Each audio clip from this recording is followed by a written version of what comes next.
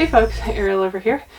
This video, I'm just giving you a heads up, is about part of how we produce food for our household. This part is about partly how we produce meat. If that is not something you are interested in or want to see, this would be an excellent time to shut this video off right now. But for everybody else, this is something I've been asked to share for years and years. You guys have seen tons of cooking videos here in the tiny house where I very often use elk, which is pretty much interchangeable in any kind of recipe for beef because it's usually the meat that we have. Normally we procure our elk through hunting. Clay has hunted his whole life. He helped provide food for his family when he was a boy, you know, through hunting. So he's taught me how to handle large wild game like that and how to process them. This is something we've done together for quite a few years now, and something a lot of you guys have asked about because we do the entire process ourselves. Now, as you'll hear in a minute, this elk came to us in a slightly different than normal way, but it is the one we have so far for the year. None of the other elk have cooperated with being in the right place at the right time of day when one would be allowed to shoot them, as in not the middle of the night. And so this is the first elk we've gotten for the year. So we're going to go into that. This is going to be a two-part series. The first part is kind of the breaking everything down and hanging the meat, and the next part will be the processing and turning it into steaks and burger and all the things you're more used to seeing. So that is a heads up, and here we go. So what are we doing here today? So this is a roadkill elk. The Game and Fish, who's the guy that's in our area, he is a friend of mine, and he, has to get it off the road, so I offered to take it home, and got hit by a car.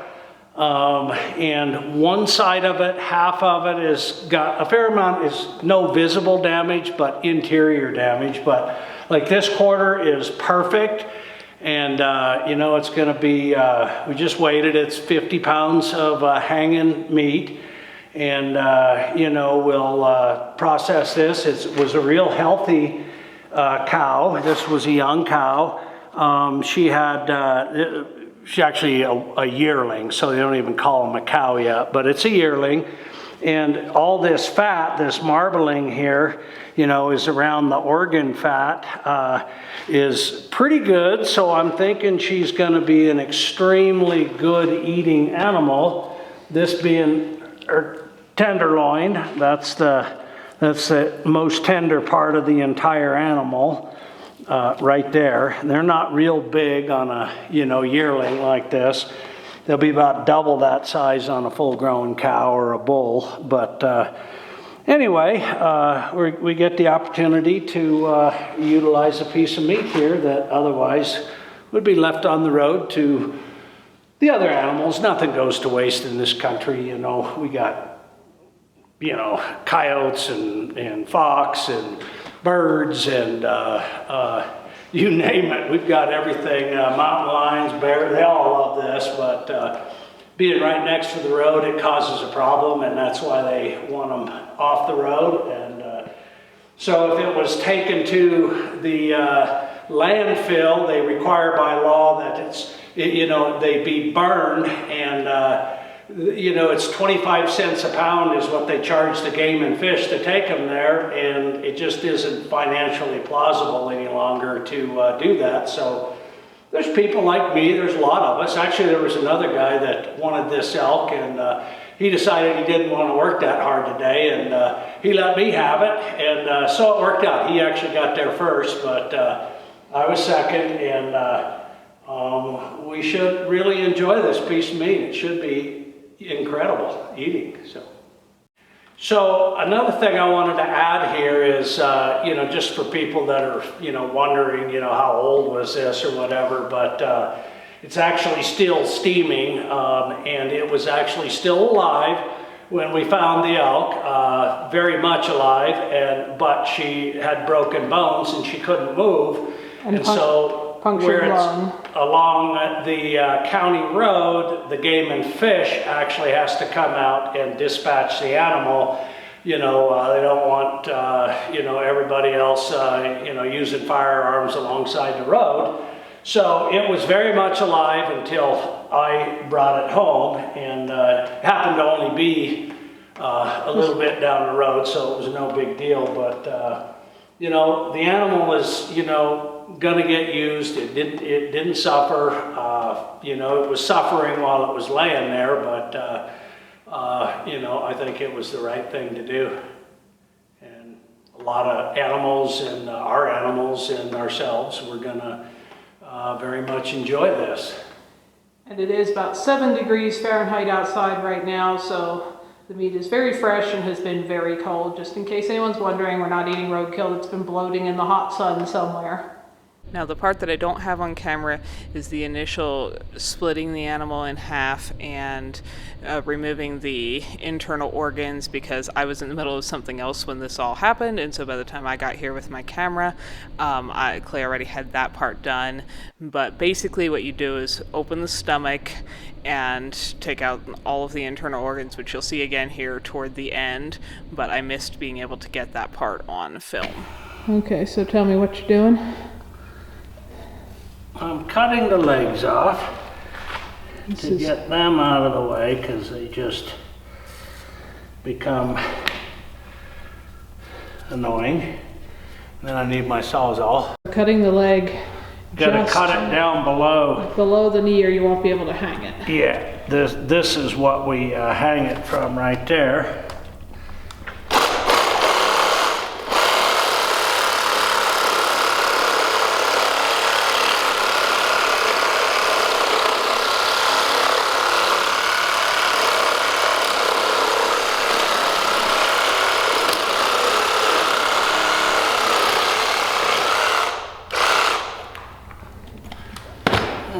And you need your skinning knife for the last little bit of the hide.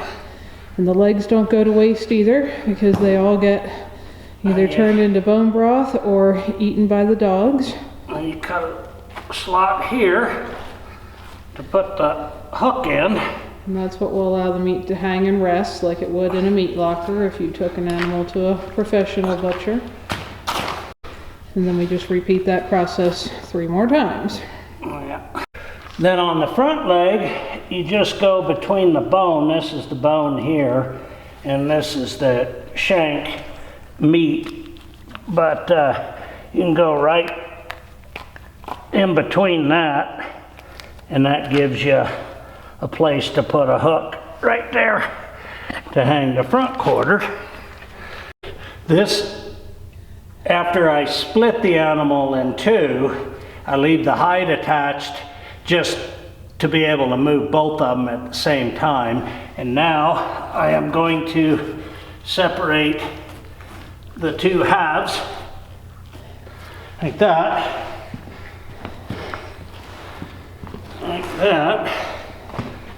and then quarter it. I quarter it, and right here is your tenderloin. You can see that. That's probably the finest piece of meat on the animal right there. So you don't want to get into that. And show them where the broken ribs are. Yeah, you can see the broken ribs. This rib here actually punctured a lung, and I think this one might have too, but the car hit it on that side of the animal. And you know, you never know. It's a crapshoot when you pick them up off the road, but it'll all get used for one thing or another. Yep. Human food, animal food, or compost, soil food. So to quarter it, then you're just following along the rib cage, basically. Yeah. I was actually taught to go up above the 3rd rib. I don't like leaving the rib on there, but the very top of that tenderloin is right there. See, even that rib's broke. This rib clear down here is broke off. About 7 of those ribs are broken. Yeah. That little thing. Yeah. So, you know, if I stay right tight to that rib and come up and take the Sawzall. If we're not doing roadkill in a shop, you've got a hatchet and this in the field many times. Oh yeah.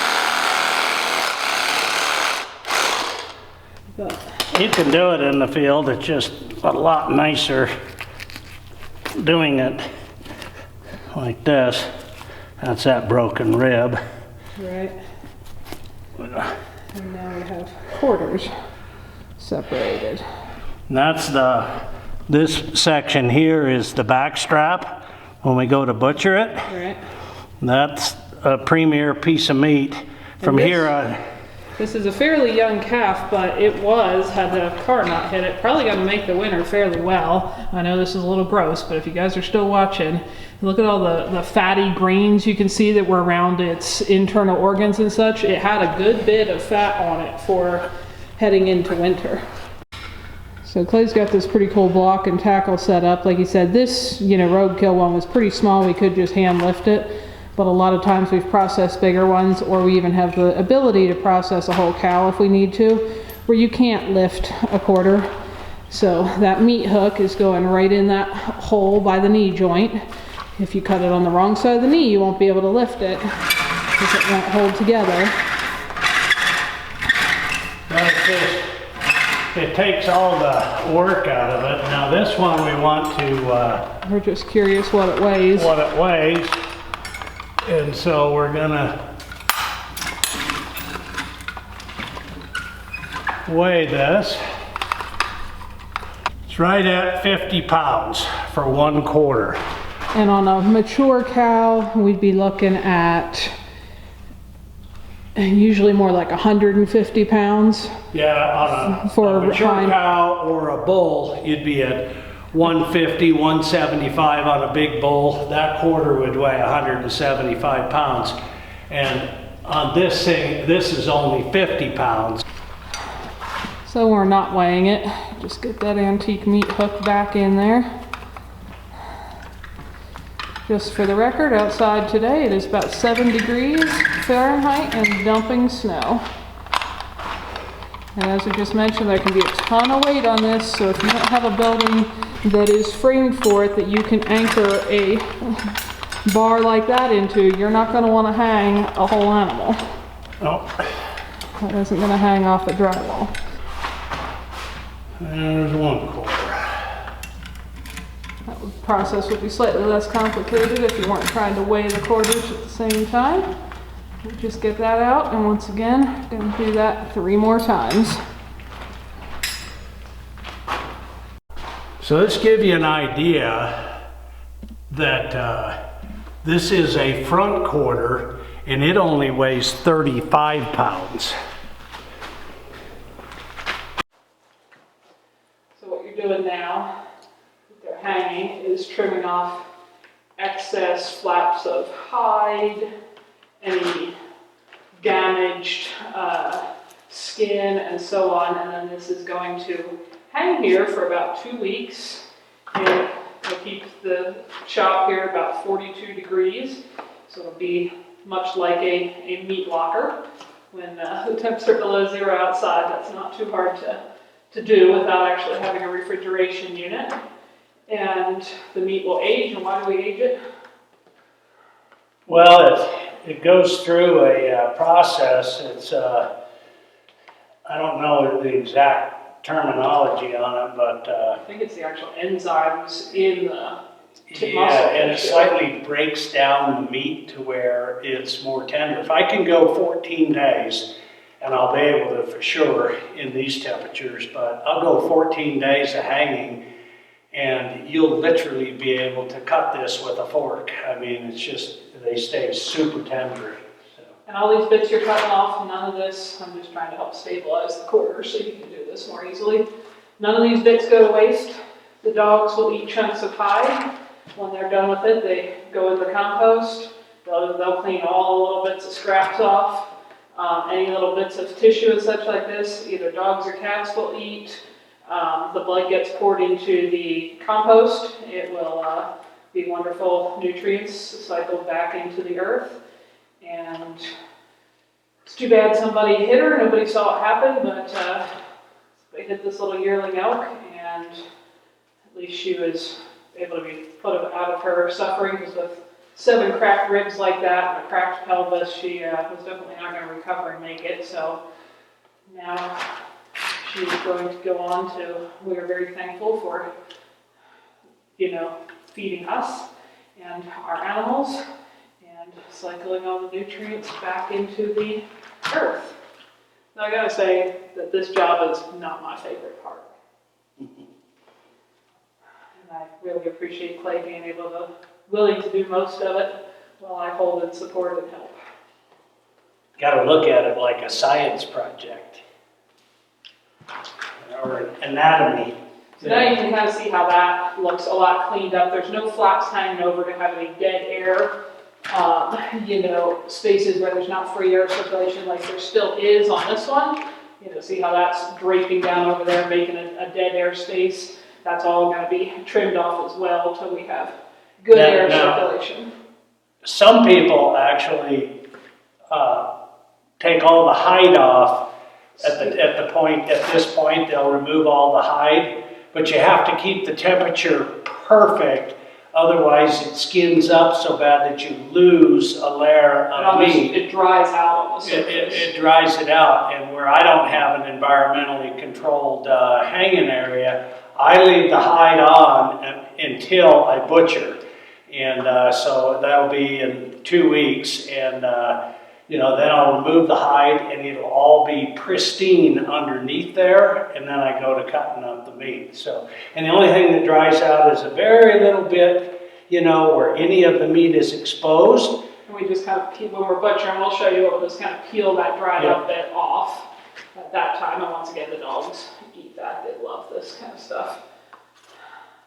We put them out for right now, because otherwise they'd be in here sneaking scraps till, Burley has some self-control. Tana would be sneaking scraps till she threw up from eating too much.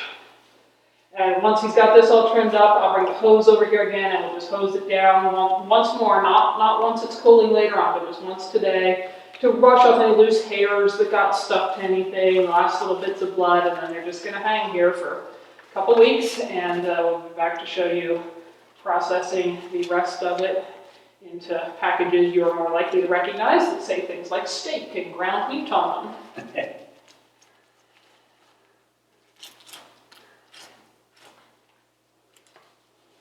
Once again, no particle of this goes to waste at all. Every bit is going to feed multiple creatures. Yeah.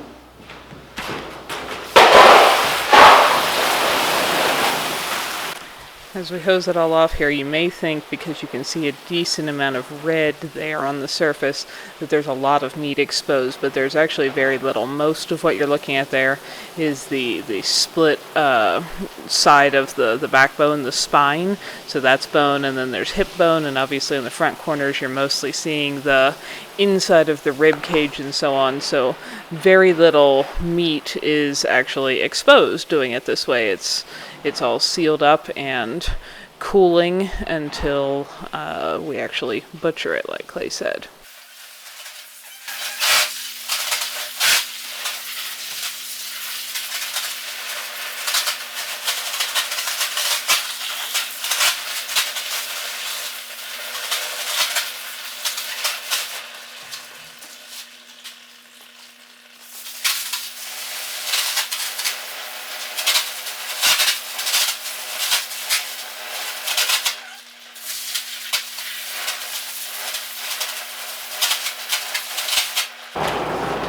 Doing this also helps cool the meat because this is still pretty warm.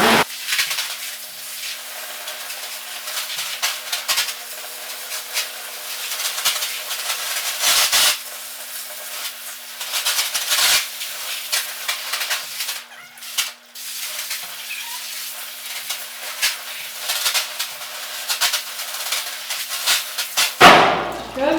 Yep. Yes. And our tarp setup here behind us just lets all of our mess from processing drain into one drain, so that works. Then we bag up every bit of the organ meats into these reusing grocery bags. Makes nice containers because a lot of this stuff doesn't fit nicely into a Ziploc or anything, and we will freeze this, and the dogs will eat this over time through the next year.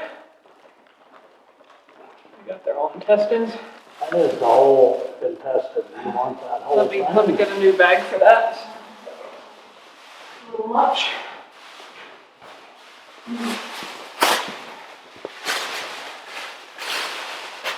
So as you can see, this entire animal is being used. No part at all goes to waste.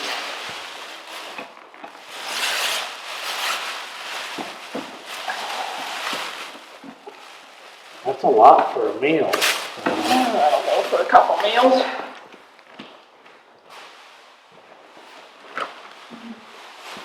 Also, some of this stuff, once it's frozen, then you can easily take a hatchet to it and turn some of those larger chunks into The liver. smaller ones. Do you want that whole thing in a bag? Yeah, that's fine. His liver is very easy to chop up into smaller pieces with an axe later. Once it's frozen, it's just too soft when it's not. And organ meats, of course, are very, very nutritious.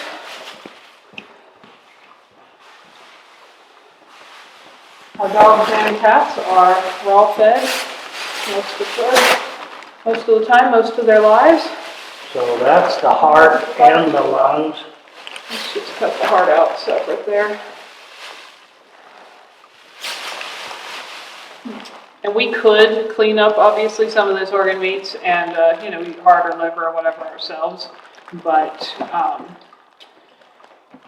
think we're just going to choose to not, since the dogs also have to eat, and where this one was, hit by a truck or whatever hit her, doing some internal damage. We're just going to freeze these whole as they are and use them for that purpose.